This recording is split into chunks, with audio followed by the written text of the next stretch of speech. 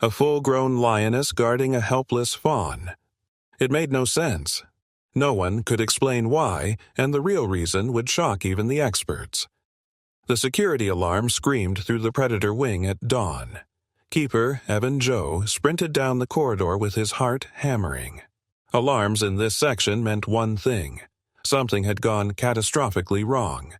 He reached the lioness enclosure and stopped completely. Nima stood over something small and trembling. A fawn, barely 2 weeks old, covered in mud and shaking violently. The fawn should not have survived even seconds, but her massive body curved around the tiny creature like a shield. When Evan moved closer, she growled deep in her throat, warning, "Stay back, do not approach." "This is impossible," Evan whispered into his radio. Director Lynn arrived within minutes. She had worked with big cats for 20 years. She had never seen anything like this. How did a fawn get into her enclosure? "I have no idea," Evan said.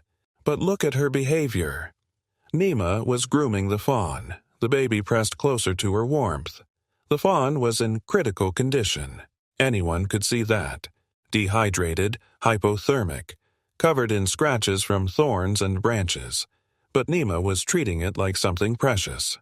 "We need to get that fawn out immediately," Director Lynn decided, "before something terrible happens."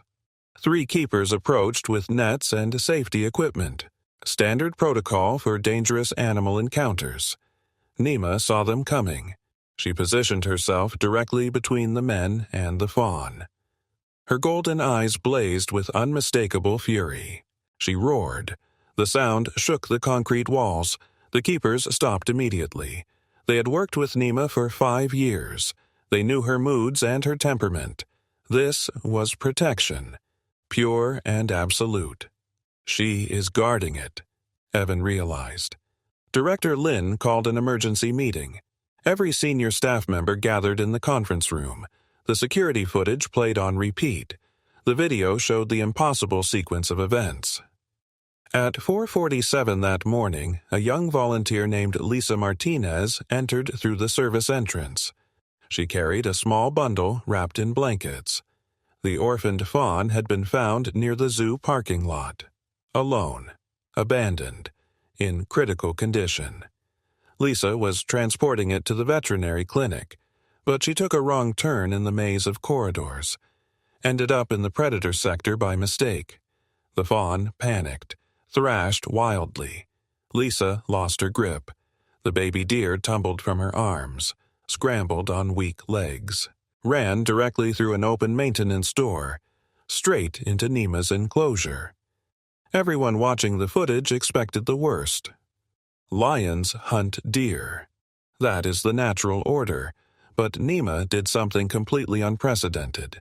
She approached slowly, sniffed the terrified fawn carefully, then lay down beside it and pulled it close. "I do not understand this," veterinarian Dr. Sarah Kim admitted. "Everything about this violates predator behavior." "Should we sedate her and remove the fawn?" someone suggested. "Absolutely not," Dr. Kim said firmly. "That level of stress could harm them both. So what do? We observe, we document, and we wait." Before we continue with what happened next, do not forget to like and subscribe. This story gets even more unbelievable, and the real reason why will shock you. The zoo installed additional cameras around Nima's enclosure. 24-hour monitoring began immediately. Staff worked in shifts watching every interaction, every movement, every sound.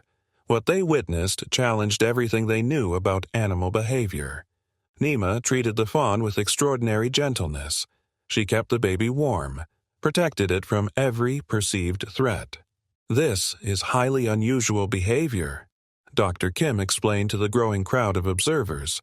"We occasionally see cross-species tolerance, but never between natural predator and prey," Evan pointed out.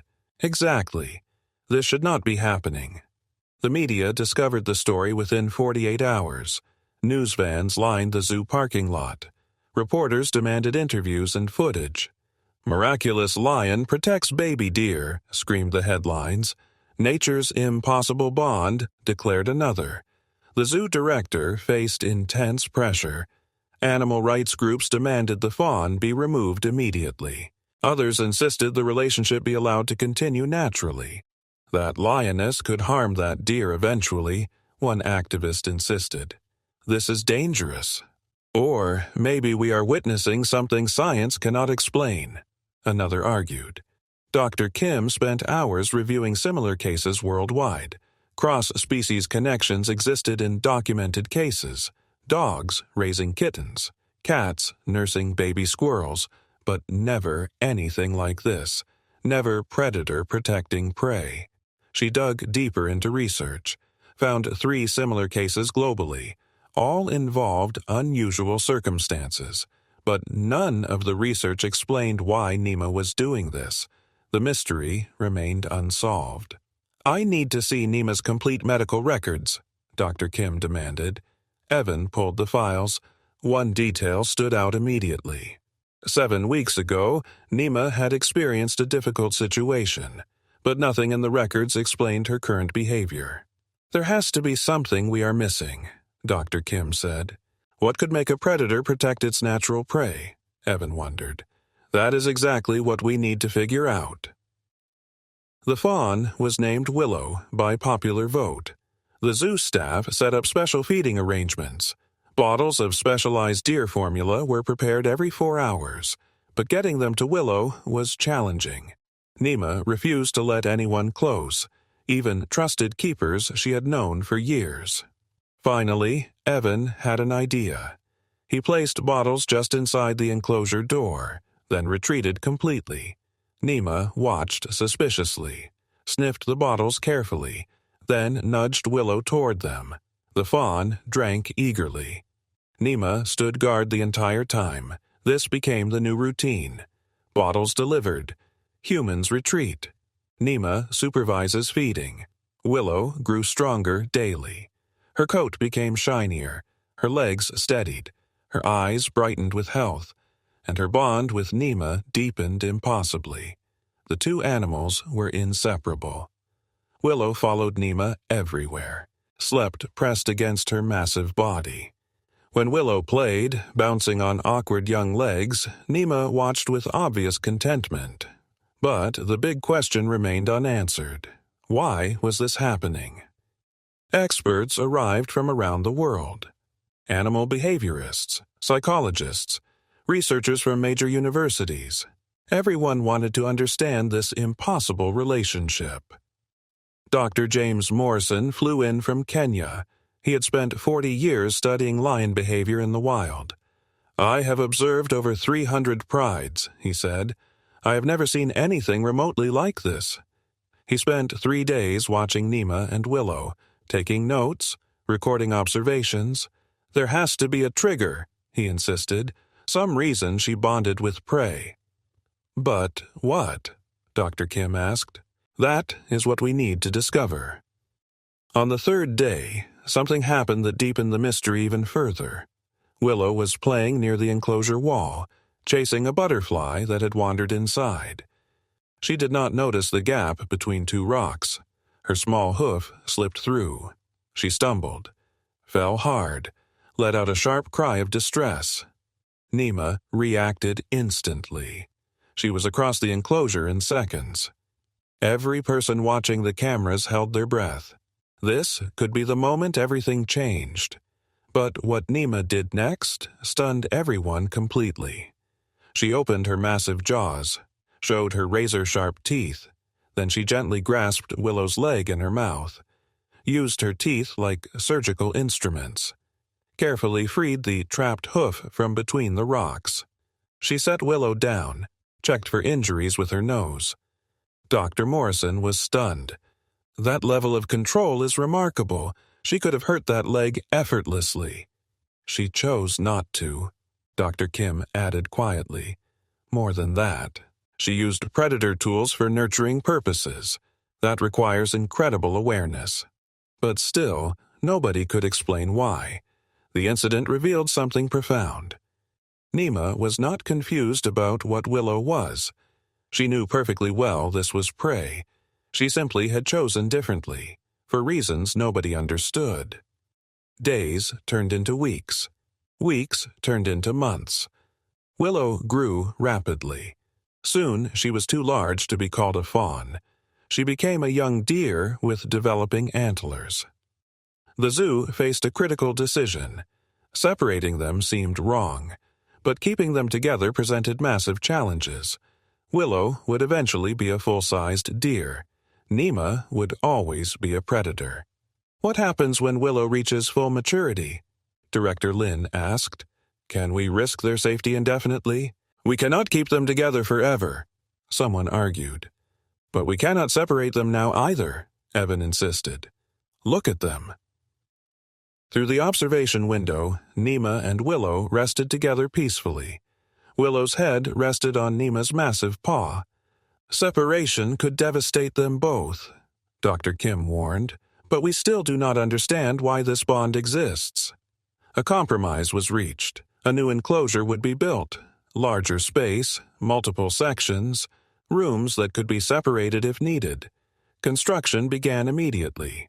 Donations poured in from around the world. Everyone wanted to support this impossible family. But then, something happened that made the mystery even deeper.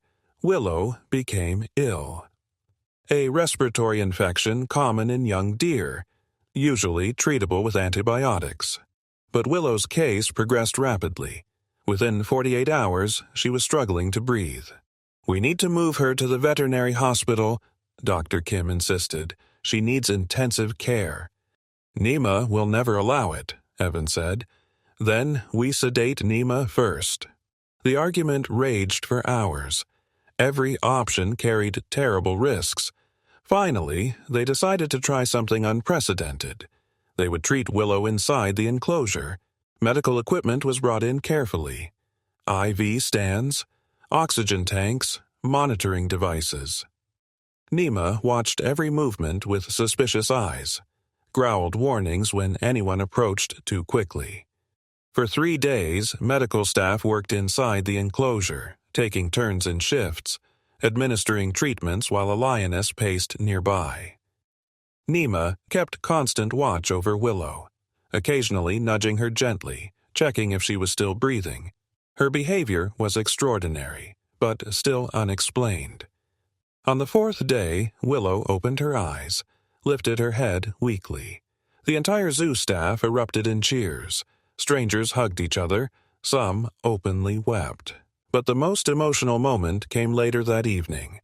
When all the medical equipment was removed and staff had left, cameras captured something extraordinary. Nima lay down beside Willow, pulled her close with one massive paw, and, for the first time in weeks, both animals rested peacefully. Still, the question haunted everyone. Why was Nima doing this? The new enclosure was completed 3 months later, a masterpiece of design and engineering. Multiple climate zones, natural vegetation, a stream running through the center, most importantly, 2 sections connected by gates, spaces that could be separated if necessary, but designed to remain together. The day came to move Nima and Willow. Staff members were nervous. Changes stressed animals unpredictably. But when the transport gates opened, something beautiful happened. Nima walked through first, explored carefully, checked every corner for threats. Only when satisfied did she call to Willow, a soft, chuffing sound that meant safety. Willow bounded through eagerly. She explored with youthful enthusiasm, and Nima followed, always watching, always protecting. The media returned in force. The grand opening attracted thousands of visitors. People traveled from across the country to witness this impossible family. Children pressed against viewing windows. Adults wiped away tears. Everyone felt the profound connection between predator and prey. But there was something the public did not know yet, something the zoo staff had only just discovered. It would finally explain everything. Dr. Kim had been conducting additional research, analyzing records, reviewing medical histories again and again. She called an urgent meeting. Her face was pale. Her hands trembled. "I found something," she announced. "Something that explains everything." Everyone leaned forward. The conference room went completely silent. "I went back through every detail of Nima's medical history, looking for anything unusual." "And?" Director Lin demanded. 7 weeks before Willow arrived, Nima gave birth to 2 cubs. The room stayed silent. Everyone already knew this. "Both cubs passed away within hours. We thought it was just tragic." "It was tragic," someone said quietly. "Yes, but I discovered something else, something nobody caught at the time." Dr. Kim pulled up medical charts on the screen. Nima's cubs did not pass from normal complications. They had a rare autoimmune disorder. "What does that mean?" Evan asked. "It means Nima's body was producing specific hormones, powerful ones, preparing her for something." "For what?" "For bonding, for nurturing, for protecting." The room erupted. Everyone spoke at once. The implications were staggering. "Wait," Evan said slowly.